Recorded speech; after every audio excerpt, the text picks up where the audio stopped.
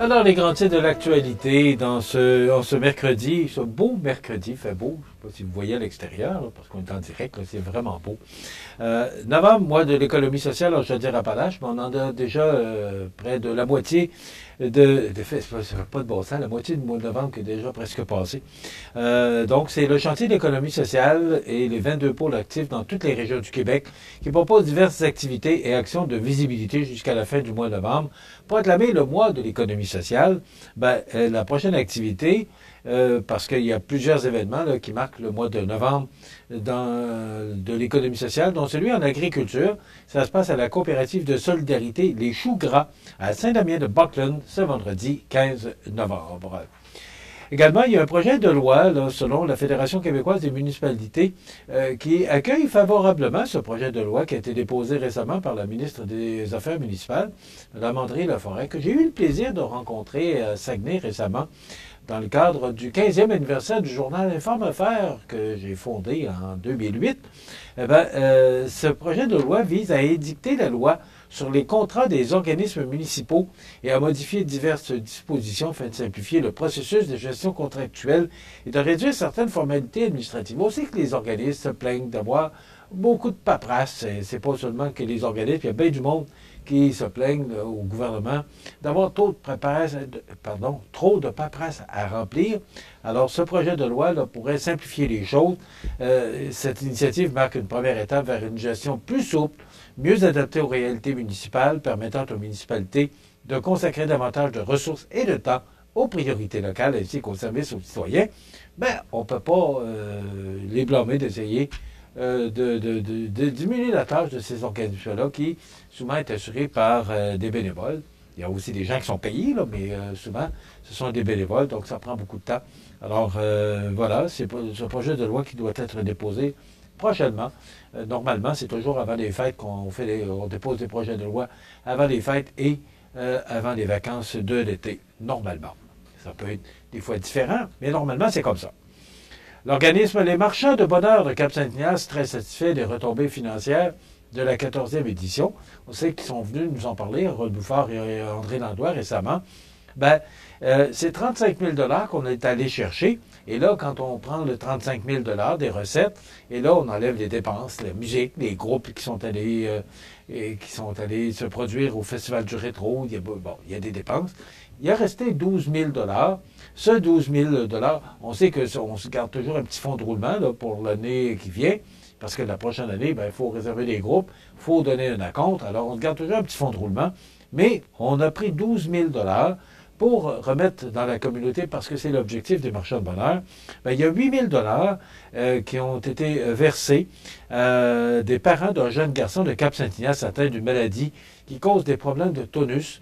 Alors, ils peuvent maintenant acheter l'équipement nécessaire pour l'alimentation par sonde et une chaise spécialisée pour le service de garde où se rend leur garçon quotidiennement. Donc, 8 000 pour ces gens.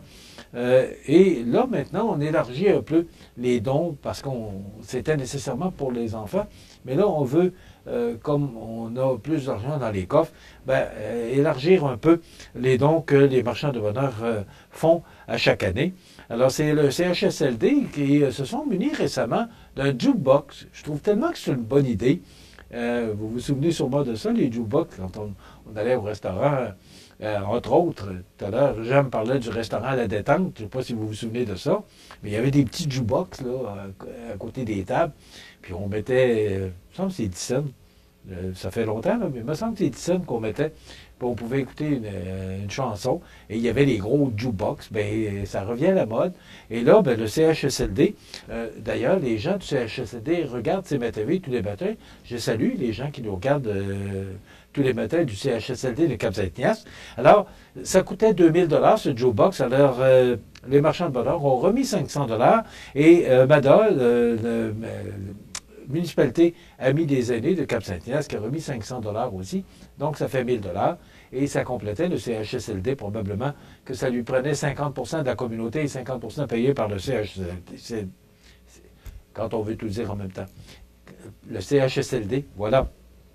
Alors, ils ont maintenant cette pièce d'équipement et les marchands de bonheur verseront une somme de 1 000 $ pour la distribution de paniers de Noël pour les familles ou personnes seules dans le besoin dans la municipalité de Cap-Saint-Ignace. Donc, marchands de bonheur, Harold Bouffard et son équipe, bravo, félicitations pour le travail que vous faites. Bravo à la municipalité qui donne son coup de main. Bravo à tous les bénévoles. Bravo à tous ceux qui travaillent là, bénévolement pour aider les autres. C'est tellement un beau geste. Et vous savez, le ministre Dubé était à l'émission Patrice Roy sur Radio-Canada lundi. Et là, le président de la Fédération des médecins omnipraticiens du Québec, le docteur Marc-André Amiot, il y en a qui disent Amiot, il y en a qui disent Amiot. Alors, je vais prononcer Amiot, mais ça peut se prononcer Amiot aussi. Tenait à réagir au propos du ministre de la Santé, Christian Dubé, qui laissait entendre lundi, dans le cadre d'une entrevue télévisée sur les ondes de Radio-Canada, que si tous les médecins de famille travaillaient à temps plein, il n'y aurait plus de problème d'accès aux services de santé. Ben, on sait qu'il manque 1500 médecins au Québec. C'est quand même pas rien, c'est beaucoup. Et les étudiants sont moins tentés d'être médecins de famille. On va vers des spécialités que d'être médecin de famille parce que ça demande à ces gens-là beaucoup de temps et d'énergie. On sait que c'est aux environs de 1500, 2000, 2500 patients par année que les médecins doivent rencontrer. Alors, ça commence à être du monde. Alors, histoire à suivre, parce que le ministre Dubé l'a dit récemment que c'est un dossier qu'il a pris, cette réforme de la santé, mais il a mentionné que ce n'est pas un dossier facile, et on comprend. Maintenant, sondage, voilà, dans le Journal de Québec ce matin, on parle de sondage, on parle de M. Coderre, qui est le mal-aimé du parti, parce qu'il se porte candidat à la direction du Parti libéral. On dit que c'est le mal-aimé, mais il tient son bout quand même. Ce qu'on entend, c'est que 55% des répondants à ce sondage léger disent avoir une mauvaise opinion de l'ancien maire de Montréal. Même au sein des électeurs libéraux, sa cote d'amour est à peine de 30% contre 52% d'opinion défavorable.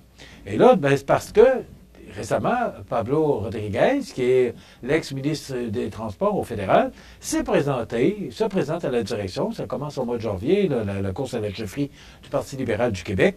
Et là, ben, il arrive un nouveau joueur, on ne le connaît pas trop, puis là, ben, j'aimerais savoir M. Rodriguez. Mais regardez bien M. Coderre, pas sûr qu'il va gagner, mais pas sûr qu'il va perdre non plus. C'est un fin renard de la politique.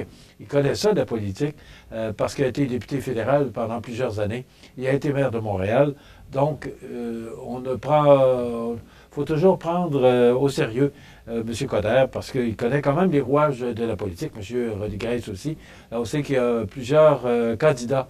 Il n'y a pas de candidate pour l'instant, mais il y a plusieurs candidats pour le Parti libéral du Québec. On dit que les Québécois sont insatisfaits de la victoire de Donald Trump aux États-Unis. Ben, chacun, on a notre opinion là-dessus. Et également, dans le sondage, appui à la souveraineté du Québec. Si un référendum avait lieu sur la souveraineté du Québec, voteriez-vous pour ou contre la souveraineté du Québec? Ben, on est encore à 55% contre, à 37% pour, malgré que Paul Saint-Pierre Plamondon est en première position du sondage là, qui a été publié ce matin dans le Journal de Québec, avec 35%. Donc, il fait plus 3% sur le sondage du 8 octobre, il avait 32%. M. Legault a perdu 3%. Il est maintenant à 21, alors qu'il était à 24 au mois d'octobre. Le Parti libéral du Québec, Marc Tanguay, qui est là par intérim, là, il est égal au mois d'octobre.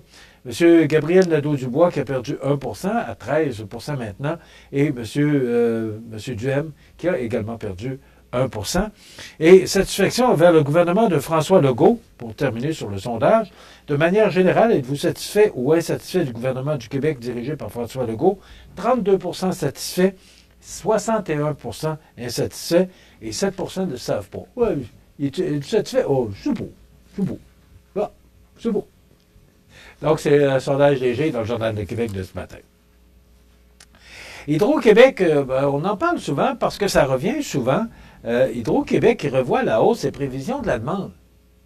Est-ce que vous apprenez de quoi ce matin qu'Hydro-Québec revoit à la hausse ses prévisions de la demande?